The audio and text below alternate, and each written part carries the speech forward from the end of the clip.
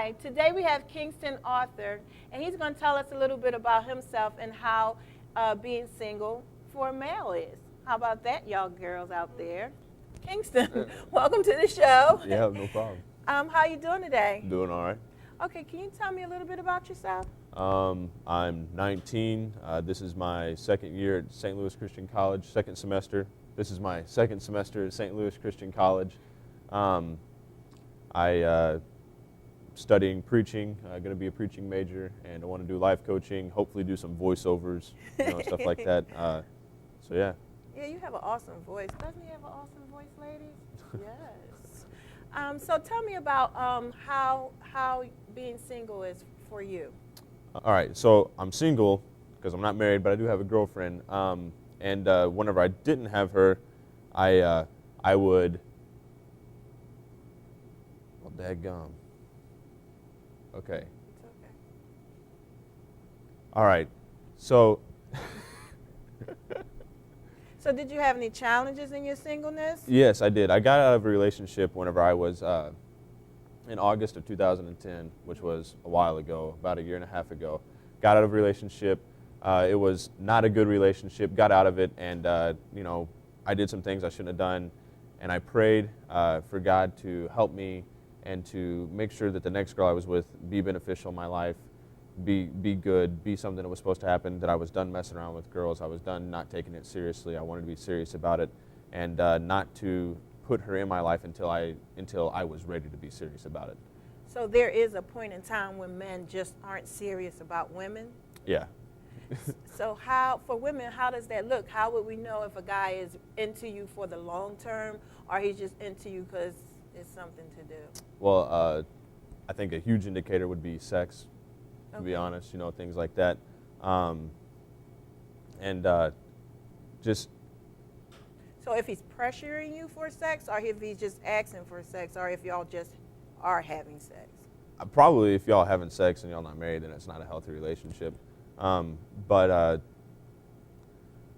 for me, it was a lot of codependency issues just outside of the sex. Okay. And it was tough, and it was hard to not have a girl by my side because I identified myself with a girl.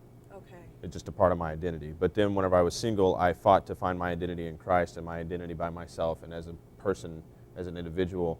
And then I knew that I was ready to be with somebody else. Like Zig Ziglar. I don't know if you know who that is, but Zig Ziglar. Zig Ziglar, yeah. He's a motivational speaker. He's an awesome guy. He's 80. He was born in the 1920s, so he's like, 90 something now. Okay. He's almost dead, which is not a good thing because he's an awesome guy. But I read a book of his. I've listened to a lot of his CDs, and he said that whenever one goes out in the world looking for friends, they don't find very many. But whenever one goes out in the world to be a friend, they find several. So I applied that same thing in my search for a woman, and I just basically stopped searching. I just started being. I stopped looking for a girl, and I gave the job to God, and I just started being myself. And I knew that whenever I bumped into her, it would be obvious that it was supposed to be. And whenever I talked about Crystal, I'm like, I didn't find you because I wasn't looking. God found you.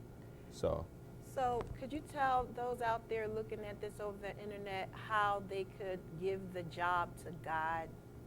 By just stop looking. Just find out what your identity is as a person without a girl or without a guy. Find your identity in yourself.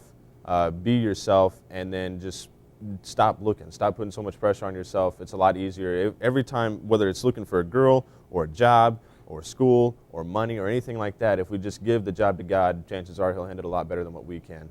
And that's what I did. And it's hard, and it's not easy, and it was really rough, and you feel really alone sometimes.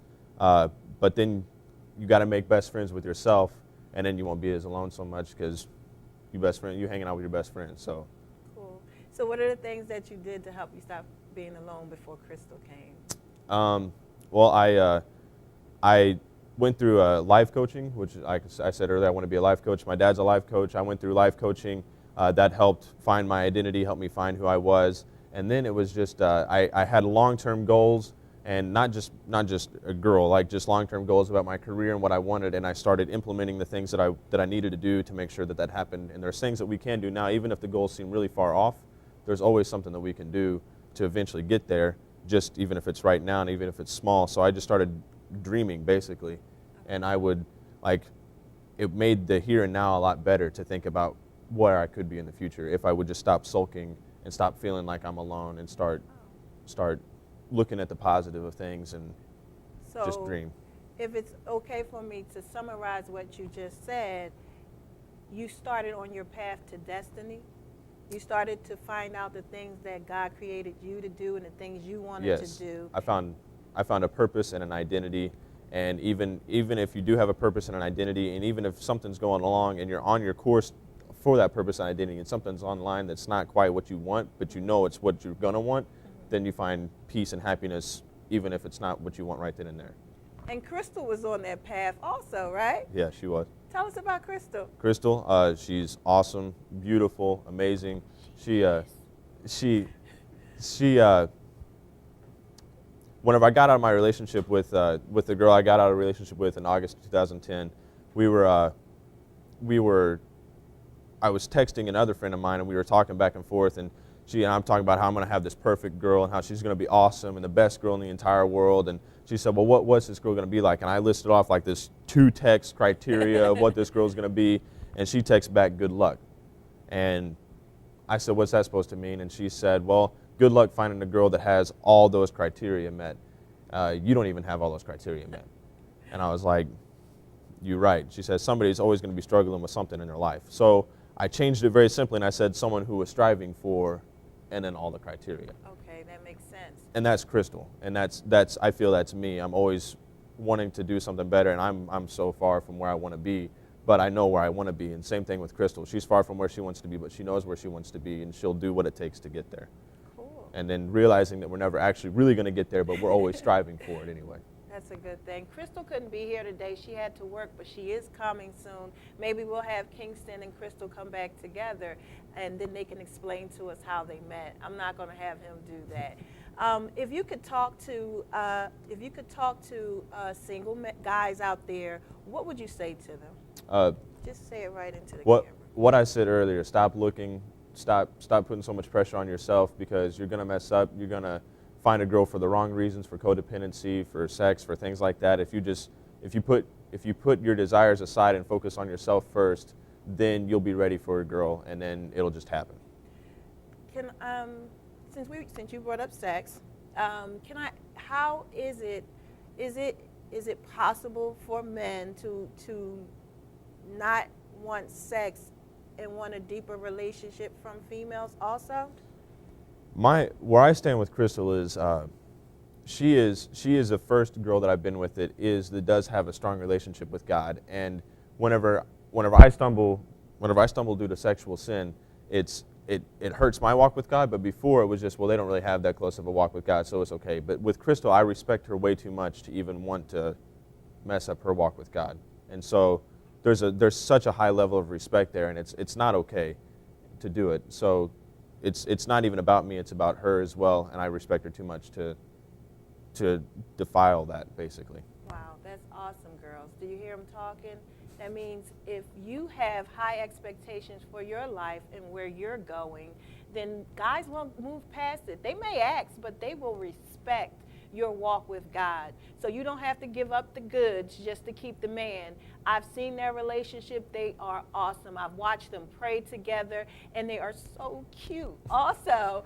And I can't wait to have them both on, and you'll see the cuteness right through the camera. But I'm telling you, you don't have to put it out. You don't have to give it up. You had men want you, and they will rise to whatever standard you have. He had females in his life that didn't have any standards, so it was okay to have sex with them. But if you have standards, and they respect that, and they want to wife that, they don't want to wife the ones that are just giving it out. Do you? No. See, I didn't say it, you said it. So thank you, Kingston. Yeah. I really enjoyed it. Is there anything else you would like to say? Not that I can think of. Just be yourself and find a girl that's being herself, and y'all be all right. This has been awesome. Thank you so much, Kingston. I really enjoyed talking to you, and we can't wait to talk to Crystal. Ladies out there, listen, like I told you before, the guy exists, and you don't have to give up the goods, and you can still be a virtuous woman of God and still get a great man. Kingston here is a great man, and Crystal, she is awesome for having him, and she's a great woman too. So they're both blessed. God wants to bless us with great relationship, two whole people becoming one. So I thank you right now, and I thank Kingston for coming.